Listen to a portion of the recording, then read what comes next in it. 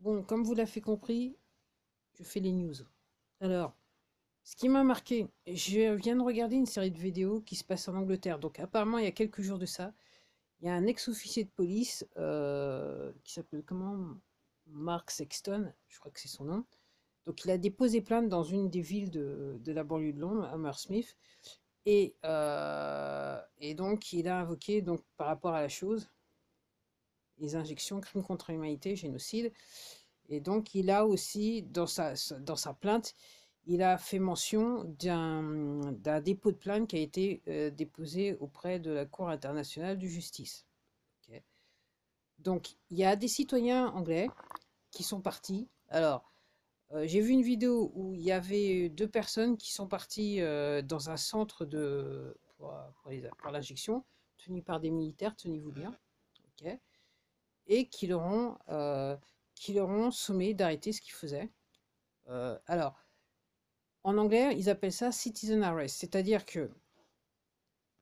Et alors, quand vous entendez le mot common law, qu'est-ce que ça veut dire? Donc, un mot anglais. Tout simplement, on fait référence aux droits de l'homme, c'est-à-dire que de par notre existence, nous avons des droits. Et en fait, les lois traditionnelles que les poteaux ils ont mis en place, nous enlèvent ces droits. Et donc, entre guillemets, les Anglais, donc ils sont retournés, ils disent, nous on retourne common law, et en tant que common law, nous on va se dresser, on va servir la justice.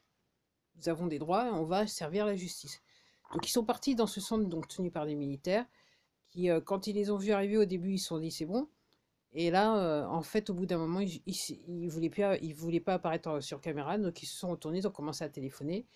Et donc ils leur ont montré les papiers et sommé d'arrêter ce qu'ils faisaient. Donc on ne connaît pas la suite. Après, j'ai vu une autre vidéo où carrément, donc c'était la ville, c'est Watford, euh, où deux citoyens sont partis au commissariat de police de la ville. Ils ont demandé à voir la personne qui était responsable. Il semblerait qu'elle était responsable de toute la ville. Et ils lui ont remis les papiers, donc les papiers que le monsieur, une copie des papiers, leur disant que c'est un crime contre l'humanité. Et en tant que citoyen, ils ont demandé à l'officier de police, maintenant que vous êtes informé, donc nous sommes sur crime contre l'humanité, de faire sa fonction. Et donc, ils lui ont demandé de fermer tous les centres qui étaient dans la ville.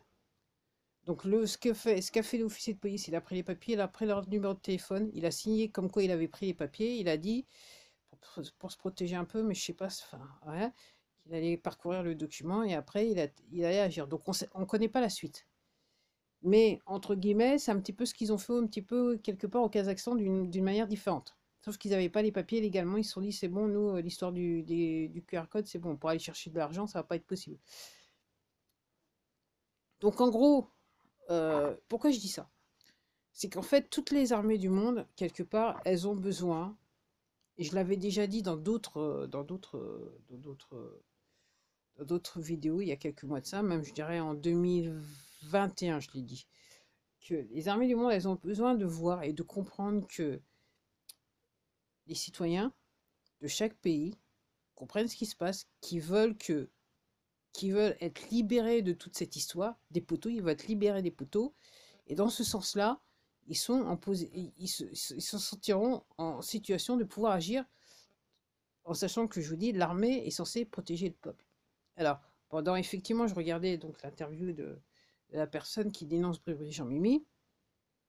Effectivement, alors, c'est là où je suis pas d'accord. Donc, elle dit oui, mais même l'armée en France, ils sont complices et tout ça.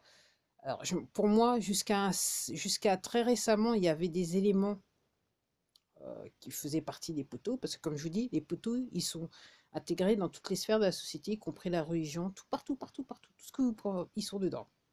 Ok. Mais là, moi, j'ai une conviction que euh, les éléments perturbateurs de l'armée, donc qui appartenaient aux poteaux, ils ont été dégagés de l'armée. Alors, peut-être pas dans toute sa totalité, mais une grande partie, on les a dégagés. Moi, ce que je me souviens, il y a quelques mois de ça, le chef d'état-major, il avait changé. Curieux, curieux.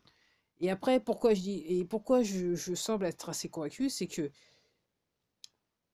s'il y avait un problème, si les poteaux avaient toujours la main mise sur l'armée, pour moi, il aurait été impossible qu'il y ait autant d'avions sur ma tête qui passent. Et je sais, et il y a juste, vous avez juste besoin d'aller sur un logiciel qui s'appelle Flight Radar. Il n'y aurait pas eu autant d'avions militaires qui survoleraient le ciel français, en sachant que certains avions militaires ne sont pas des avions militaires français.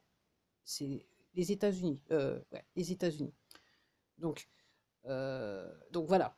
Donc c'est ce que je voulais vous dire. Donc ce que ce que je suis en train de vous dire, alors bien avant ça, je crois que pour moi le tout premier ça a été l'armée de Myanmar.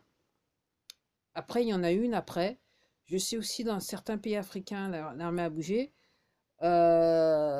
Après, c'est ce qu'on devrait entendre de plus en plus. Alors bien sûr, les médias vont pas en parler, bien qu'en ce moment, ce que je constate, c'est qu'ils retournent bien leur veste. Mais entre guillemets, ça ne serait tardé. Donc on va voir comment le week-end se passe encore. C'est long. Comme je dis, quand est-ce que le film s'arrête? C'est la bonne question là maintenant.